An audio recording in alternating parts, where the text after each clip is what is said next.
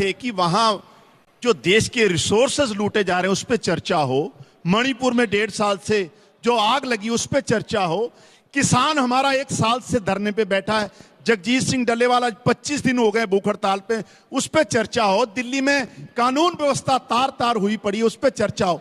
लेकिन पूरा सेशन जो है ऐसे मिट्टी में मिला दिया गया। और जब 75 साल में संविधान पे चर्चा हो रही है तो देश के होम मिनिस्टर बाबा साहब का अपमान करेंगे तो कैसे सहन किया जाए? मलुक साहब देखिए, इनकी बात अधूरी है। 17वीं लोकसभा के आखिरी 5 सत्र नहीं चले और इसके भी 3 नहीं चले।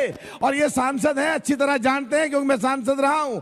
पहले 14 दिन पहले क्वेश्चन फीड कर दिए जाते हैं जनता के, गरीबों के, मजलूमों के, पिछड़ों के, दलितों के, सबके। और जब चर्चा होती है तो 6 बजे तक, 11 बजे से 6 बजे तक के प्रश्न पूरे होते हैं। 6 बजे के बाद क्या कभी इन्होंने टाइम मांगा?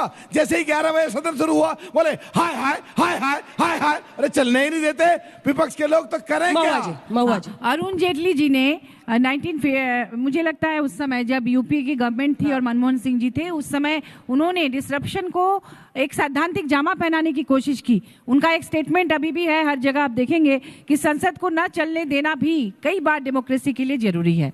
तो आप सोचिए, उन्होंने जो एक मानक तैयार किया, मुझे लगता है कि वर्तमान सरकार उस पर ही चल रही है और सत्ता पक्ष लगातार ये कोशिश कर रही है कि हाउस ना चले।